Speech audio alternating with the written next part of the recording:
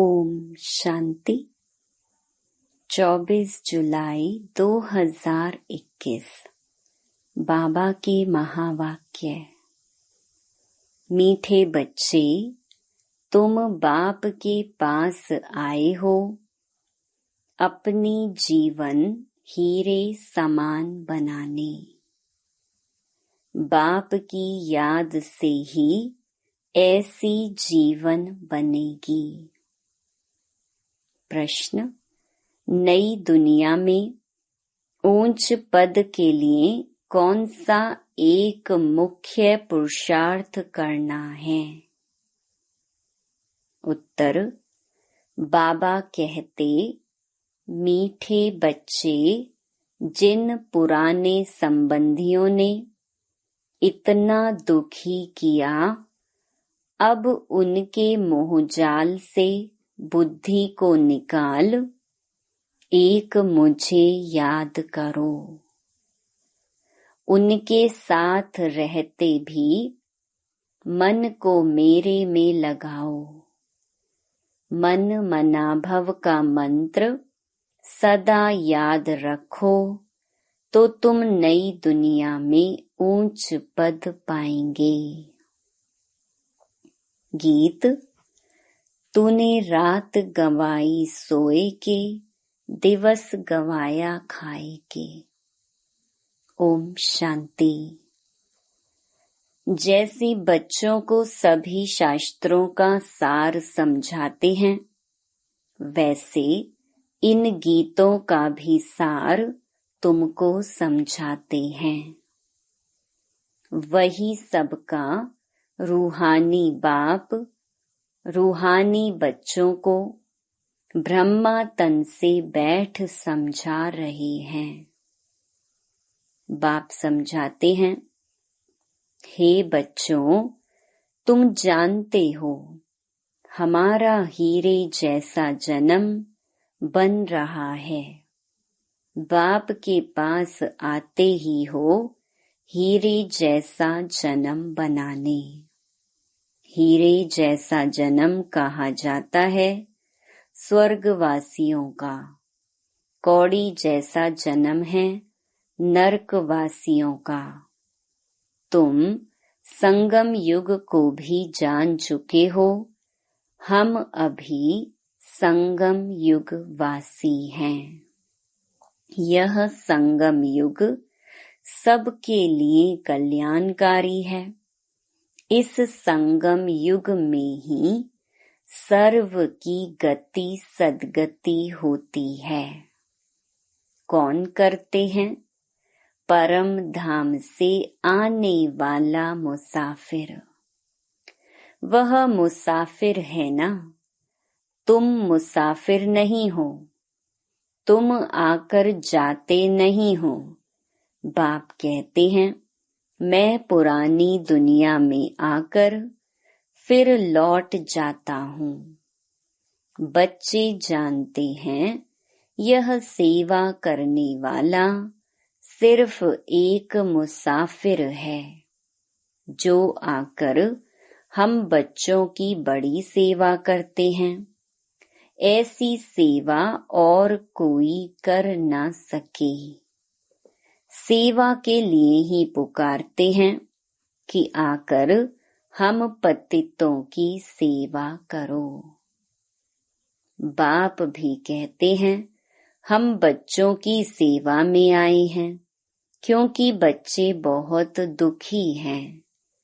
पुकारते भी हैं, हमारे दुख हरो और शांति दो। दो चीज हमेशा याद रहती हैं, सुख और शांति। यहाँ दुख और अशांति है, तब पुकारते हैं। बाप ही आकर सारा राज सृष्टि चक्र का बच्चों को समझाते हैं। बच्चे समझते हैं, अब भक्ति मार्ग खत्म होता है। कलयुग का अंत माना भक्ति नीचे उतरती आती है। ज्ञान से तुम्हारी चढ़ती कला हो जाती है। तुम ऊंचते ऊंच पद पा लेते हो, फिर वह प्रारब्ध का सुख कम होता जाता है। भक्ति तो भारत में जितनी होती है उतनी और कहाँ नहीं। आधा कल्प भक्ति चलती है। जब से द्वापर शुरू होता है और दूसरे धर्म स्थापन होना शुरू होते हैं, तब से भक्ति शुरू होती है। भक्ति भी पहले बहुत अच्छी होती है। जैसे स्वर्ग पहले बहुत अच्छा होता है, फिर आहिस्ते आहिस्ते कला कम होती जाती है। भक्ति शुरू होती है तो पहले पहले शिव के पुजारी बनते हैं। आधा कल्प कोई पूजा होती नहीं है। फिर भक्ति मार्ग शुरू होता है और दूसरे धर्म भी शुरू होते हैं। इतनी भक्ति और कोई कर नहीं सकते। पूरा आधा कल्प भक्ति चलती है। यह भी तुम बच्चे जानते हो कि बाप जो सबको, खास भारत को सद्गति देते हैं, स्वर्ग का मालिक बनाते हैं, वही दूर देश का मुसाफिर आया हुआ है। हम बच्चों को फिर से स्वर्ग की बादशाही देने। वर्षा भी कितना जबरदस्त है, परंतु एक भी बात किसकी बुद्धि में नहीं बैठती। भारत में भक्ति कितनी करते हैं, कितने मंदिर हैं। भारत खंड में तो ढेर मंदिर हैं। अभी तुम जानते हो यह किसके मंदिर हैं। पहले पहले तो शिव बाबा का मंदिर बनता है, फिर बनते हैं देवताओं के। वह मंदिर भी तुम्हारे सामने खड़े हैं। एक तरफ शिव बाबा की पूजा करते रहते हैं, दूसरे तरफ शिव बाबा तुमको पूज्य बना रहे हैं। तुम यहाँ आए हो पूज्य देवता बनने। जो भी देवताओं के पुजारी हैं, वास्तव में वह भी आकर यहाँ ब्राह्मण बनेंगे। धीरे धीरे वृद्धि होती जाएगी। सभी इकट्ठे तो पढ़ ना सके, समय लगता है। कल्प पहले भी जिन्होंने पढ़ा होगा वही फिर पढ़ेंगे। एक दो को पढ़ाते रहना है। सबको बाप और सृष्टि के आदि मध्य अंत का नॉलेज सुनाते हैं, जिससे मनुष्य स्वर्ग का मालिक बन सकते हैं। सो आकर समझो। तुम बच्चों की बुद्धि में है कि यह नाटक कैसे चक्कर लगाता है। कहानी कोई लाखों वर्ष की तो नहीं सुना सकते। तुम जानते हो 5000 वर्ष पहले क्या था, किसका राज्य था। भारत में हम पूज्य देवी देवताओं का राज्य था। याद आया ना। हम पूज्य थे, फिर पुजारी बने। आगे यह पता नहीं था हम सो पूज्य देवता थे। फिर हमने 84 जन्म लिए। 84 जन्मों की कहानी लक्ष्मी नारायण की है। तुम अपने 84 जन्मों की कहानी सुनाते हो। उनको तो अपनी कहानी बैठ लिखने में बहुत समय लगता है। तुम 1 मिनट में 84 जन्मों की कहानी बता सकते हो। वह तो 1 जन्म की कहानी लिखते हैं। छोटेपन में क्या क्या किया यह भी अपनी कहानी बताते हैं। हम 84 का चक्कर कैसे लगाते हैं? एक की तो बात नहीं, बहुत ब्राह्मण हैं। तुम ही इस चक्कर को जानते हो। इस चक्कर को जानने से तुम राजा रानी बनते हो और फिर औरों को बनाते भी हो। भक्ति भी भारतवासियों जैसी कोई नहीं करते हैं। और जो भी मठ पंथ धर्म आदि हैं, वह हमारे भक्ति के समय स्थापन होते हैं। पहले पहले हमारा कितना छोटा फूलों का झाड़ था, रूहानी गार्डन था। तुम चैतन्य फूल थे। इनको कहा जाता है फूलों का बगीचा। फिर वही कांटों का बगीचा होता जाता है। इस समय सब कांटे बन गए हैं। फिर कांटों से फूल कैसे बनना है, सो बाप बैठ समझाते हैं। एक दो को दुख देना कांटा लगाना है। Student life is the best कहा जाता है। वह बहुत अच्छी होती है। बच्चे बच्चियां बड़ी खुशी में पढ़ते रहते हैं। शादी की और एक दो को कांटा लगाना शुरू किया। सतयुग में कोई कांटा नहीं लगाते। अभी तुम फिर फूल बनते हो। तुम जानते हो भारत स्वर्ग था तो कितने अपार सुख थे। सोने की खानियां थीं, अभी वह खाली हो गई हैं। फिर तुमको सोना भरपूर मिलेगा। भारत में ही सोने हीरे जवाहरात की खानियां थीं। उस समय अमेरिका आदि कुछ भी नहीं होता, बॉम्बे भी नहीं होती। वंडर है ना। कलयुग के अंत में कुछ भी सोना देखने में नहीं आता। फिर सतयुग आदि में इतनी सोने की खानियां भरतू हो जाती हैं। सोने के महल बन जाते हैं। वंडर है ना। वहां खानियों से कितना ढेर सोना निकालते हैं। जैसे यहाँ मिट्टी की ईंटें बनती हैं, वैसे वहां सोने की ईंटें बनती हैं। माया मच्छंदर का खेल दिखाते हैं ना।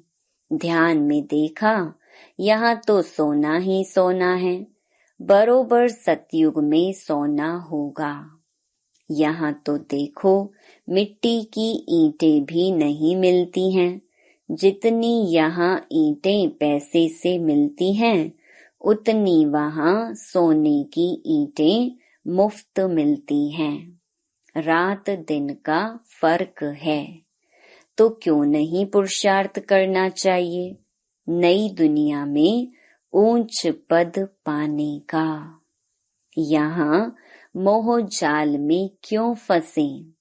बाप कहते हैं पुराने संबंधों में तुम कितना दुख उठाते हो।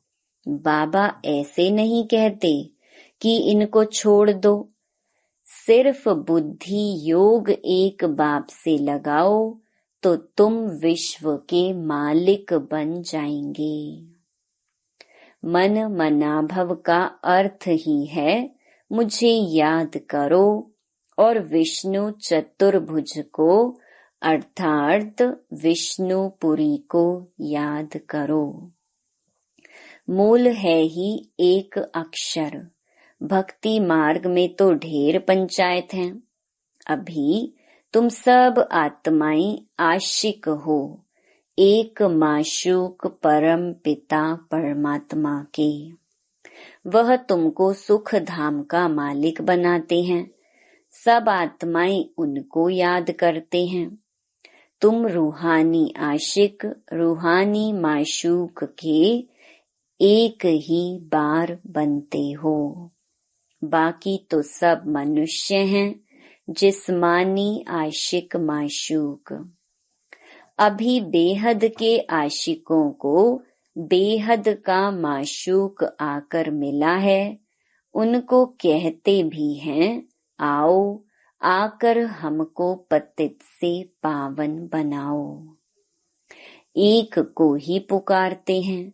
तुम जानते हो हमारी आत्मा पतित बनी है, इसलिए पुकारते हैं पतित पावन आओ। कुंभ का मेला लगता है, कितने जाकर गंगा स्नान करते हैं, फायदा कुछ भी नहीं, पावन कोई भी बनता नहीं। अभी बाप आकर ज्ञान वर्षा करते हैं, तुम्हारे ऊपर ज्ञान की वर्षा हो रही है, जिससे फिर कांटों का जंगल फूलों का बगीचा बन जाएगा। तुम जानते हो हमारा जब राज्य होगा तो वहाँ कोई पतित होगा ही नहीं। सारी विश्व पर ज्ञान वर्षा हो जाती है, सब कुछ हरा भरा हो जाता है, खानियां भी हीरे जवाहरों की नई बन जाती हैं। अब तुम बच्चों को कितना खुशी में रहना चाहिए। सम्मुख देखते हो बेहद का बाप बैठ समझाते हैं कि तुम मुझे याद करो तो तुम्हारे विकर्म विनाश होंगे। भल तुम कहाँ भी बैठो, स्नान करो, बुद्धि में बाप की याद रहे। वहाँ तो याद करने की फुर्सत है। बाप को जितना याद करेंगे उतनी कमाई है। याद से ही कमाई है। ऐसा कभी सुना कि याद से कमाई होती है? कितनी बड़ी कमाई है। तुम विष्णुपुरी के मालिक बन जाएंगे। तुम जानते हो हम आत्माओं का बाप निराकार है। उसने इस शरीर का आधार लिया है। भागीरथ का भी वर्णन है ना। भाग्यशाली रथ, जिस रथ पर परम पिता की परम आत्मा सवार होती है।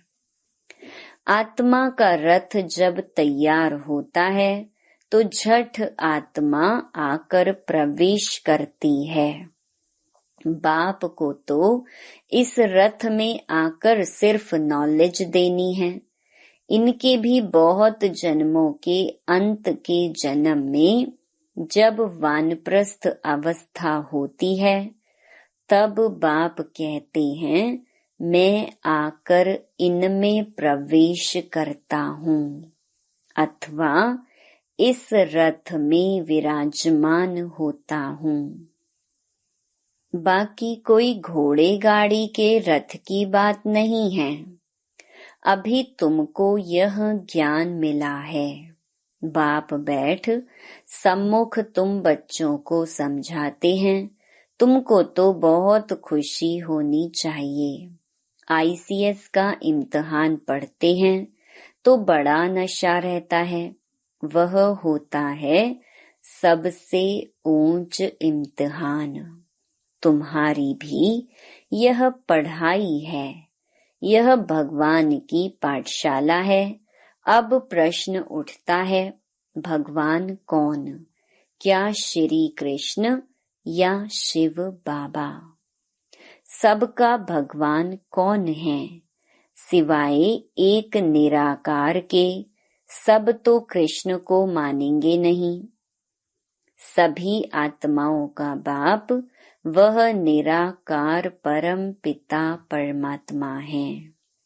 वह सदैव परम धाम में रहते हैं। एक ही बार आते हैं बच्चों को स्वर्ग का मालिक बनाने। तुम जानते हो वही बाबा कल्प कल्प आकर हमको रंक से राव बनाते हैं। भारत अब रंक है ना, फिर दूसरे जन्म में क्या बनना है? तुमको सब साक्षात्कार हुए हैं। विनाश का भी साक्षात्कार किया है, स्थापना का भी किया है। भगवानुवाच मैं तुमको राजाओं का राजा बनाता हूँ।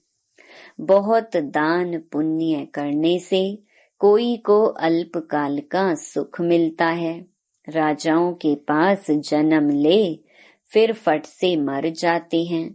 कोई गर्भ में भी मर जाते हैं। कोई लूले लंगड़े काने बन जाते हैं। जैसे कर्म करते हैं वैसा पद पाते हैं। अब तुमको तो राजाओं का राजा बनाते हैं। तुम कहते हो बाबा हम बलिहार जाएंगे, तो जरूर राजाई भी तुम पाएंगे। भारत को महादानी खंड कहा जाता है। यहाँ दान पुण्य बहुत करते हैं। वह फिर शुरू होता है भक्ति मार्ग में।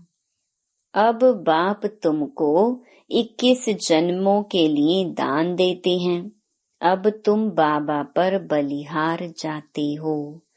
तन मन धन सब कुछ दे दिया। अब बाप कहते हैं ट्रस्टी होकर रहो, अपना घर बार संभालो। सब शिव बाबा का है, मैं आपका हूँ, आपको ही याद करता हूँ। दिल से सरेंडर करते हैं। बाप कहते हैं भल महल में रहो, घूमो फिरो, मौज मनाओ, सिर्फ मुझे याद करो तो तुम बहुत खुशी में रहेंगे।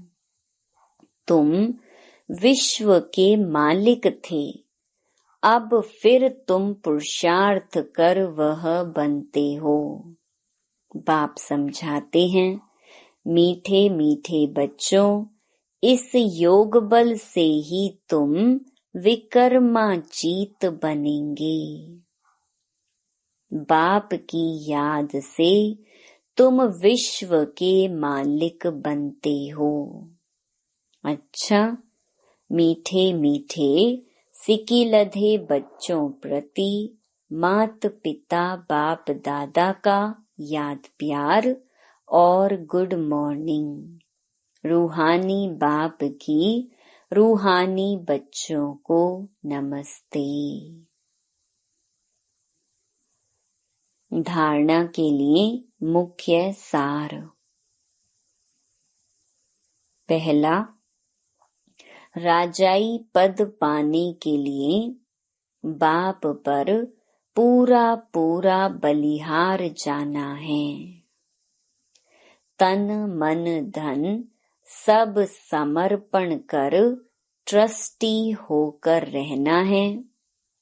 विकर्माजीत बनने का पुरुषार्थ करना है। दूसरा, याद में ही कमाई है, इसीलिए निरंतर याद में रहने का पुरुषार्थ करना है। ऐसा रूहानी फूल बनना है जो फूलों की दुनिया का अधिकारी बन जाए। अंदर में कोई भी कांटा न रहे।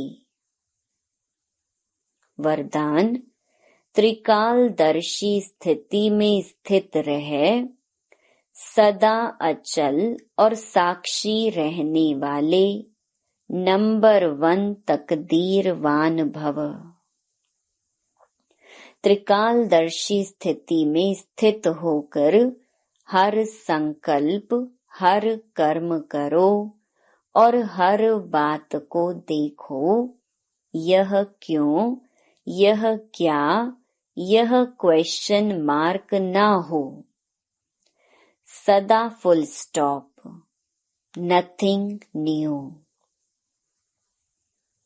हर आत्मा के पार्ट को अच्छी तरह से जानकर पार्ट में आओ। आत्माओं के संबंध संपर्क में आते न्यारे और प्यारेपन की समानता रहे तो हलचल समाप्त हो जाएगी।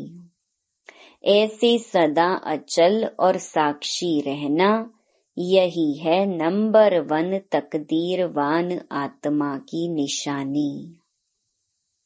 स्लोगन: सहनशीलता के गुण को धारण करो तो कठोर संस्कार भी शीतल हो जाएंगे। Om Shanti. To watch Peace of Mind channel videos on YouTube, subscribe us on youtube.com/TV Peace of Mind. Just a click for a peaceful life.